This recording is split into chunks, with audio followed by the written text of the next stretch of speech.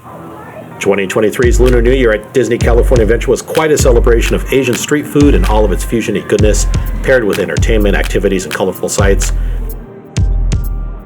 Join All Streets Gourmand as we take a select tour of offerings and help you navigate future Disney festivals.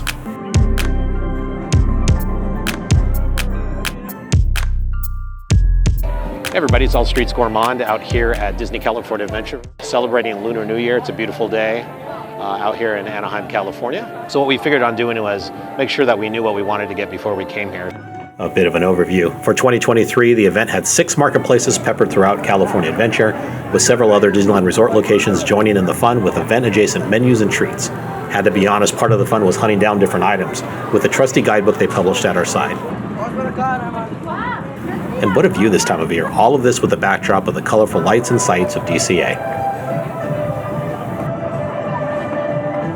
So we've hit up 2 stands already. One is Lantern 8, the other is the Red Dragon. And we got a selection of foods here that we really wanted to try. The first one was, number 1 on my list was the quesadilla egg roll. So we're gonna cut that open and show you what it looks like inside. We also have the tangerine meringue or mousse. A little bit of a dessert here on a beautiful little golden plate. We have the gochujang elote. Now, not a very popular item, but what we understand, but we wanted to give it a go anyway and just give it a shot and see what it tastes like. We're big elote fans, so we figured at least try to get a sense of the flavors. The last item here is the chicken, which is actually a good value. It's $8.75. This is the firecracker chicken, so we're gonna give that a go. Our person that sold us the Sip and Savor Pass actually had some really good insights. This is not good for the alcoholic beverages. And then you also want to get a good value for the price, right? So this runs about $50. Each one of these coupons, if you get around the $7 items and above, you're actually getting a very, very value out of it. If you want to look at the prices for the drinks or the treats, you kind of want to maybe hold those and just pay out of pocket. That way you maximize the value of what you're getting.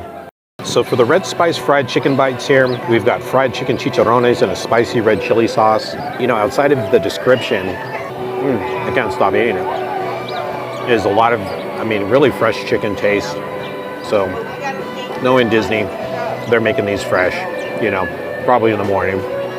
But there's a lot of nice sweet, along with the spicy.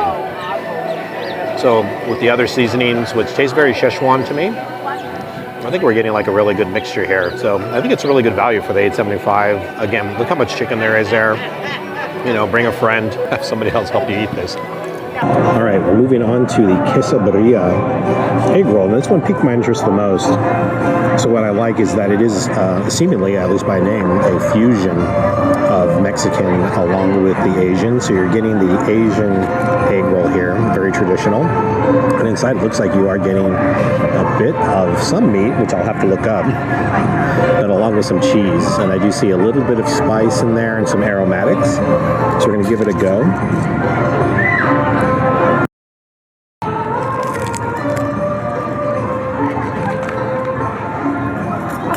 But we're looking at the gochujang elote. This is steamed corn on the cob rolling in gochujang aioli and cotija cheese, drizzled with a spicy gochujang sauce.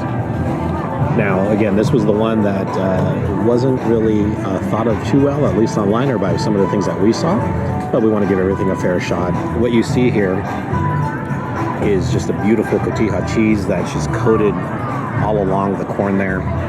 You're seeing a bit of black sesame seeds, some spices, and of course it's slathered in that gochujang sauce. The Mandarin mousse cake, so it's layers of Mandarin mousse with vanilla cake and clementine compote, finished with white chocolate crunch balls and a tangerine glaze.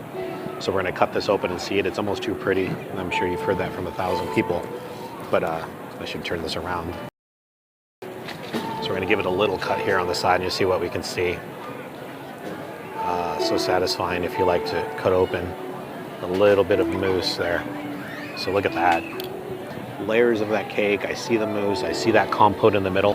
This is a very fresh tasting medley of just Mandarin and clementine. Probably native to California. I wouldn't doubt if these clementines came from here. But just a ton of orange flavor. It's so good.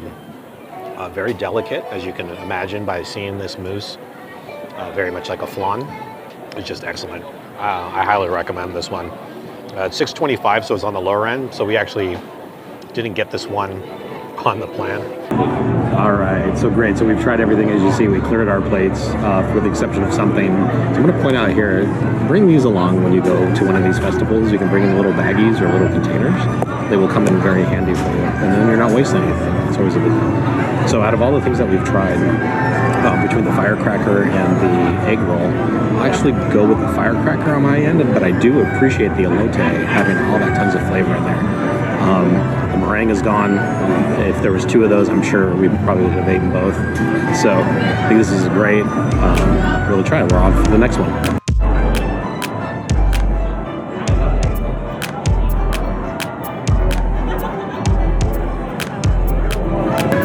All right, so we went to our third stand of the day, which is called Prosperity Bao and Buns. And so what we're doing here is trying a couple of different items, including the char siu bun, which has gotten a little bit of heat from some of the folks that are doing other vlogs, so I'm kind of curious to try it. That was really the driver. It looks pretty, it's very cold. The other is the pizza bao, which I got mistakenly. Don't blame me, but I guess we'll have to eat it. So I'm not hating that. And the last thing is a lychee celebration. It is a alcoholic beverage, so I'm gonna partake a little bit with a nice, beautiful little edible flower on here. So I'll give you a couple of close-ups of the food here in a second and try it out. Pepperoni pizza. Pork bao with marinara sauce. Now you see it cut open. So if you look at the texture of the bread, the outside is actually pretty crispy. The inside looks like a tomato mix that they put either tomato powder or tomato paste to create the bun. So I think that's an interesting choice. Okay, so we gave these 3 items a go. The lychee celebration is actually very reminiscent of a drink that we have local to Burbank at a place called Jinya, which is one of my favorite cocktails actually. It's a lot of lychee drink, which I love that flavor. It's naturally sweet, so I think they're over sweetening a little bit with the extra spices, but it's still good. Haven't hit the edible flour quite yet, but I will. Well, again, once mixing it, totally different flavor profile, the Prosecco, the gin, all kind of coming together. All right, so the barbecue char siu. Now again, this is the one that got a little bit of heat from different people online. I would actually argue this is very traditional Asian bao.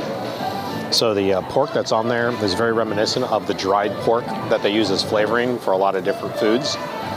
It's very fragrant. It's got a lot of flavor to it, a lot of umami and a lot of sweet.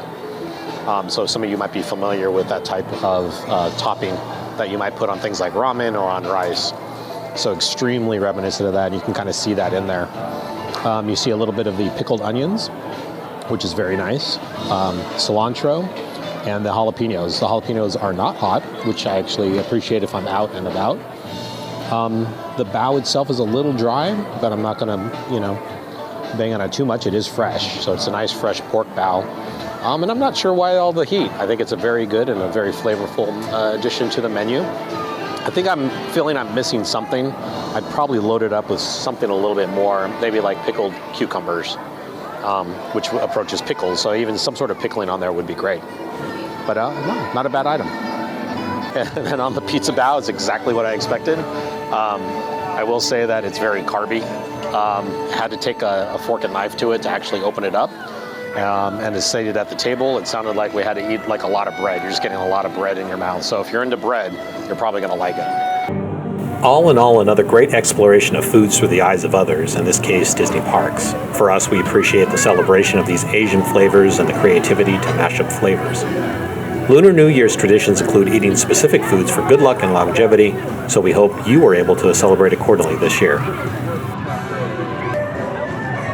If you're heading off to any Disney event, we highly recommend that you explore the past before you go as to maximize its value, know the items you want to hit up and where they're located so you know generally where you want to head and what to expect. Don't discount the areas that are off the beaten path. Some of our favorite items were not even in DCA, so celebrations can extend beyond the one park.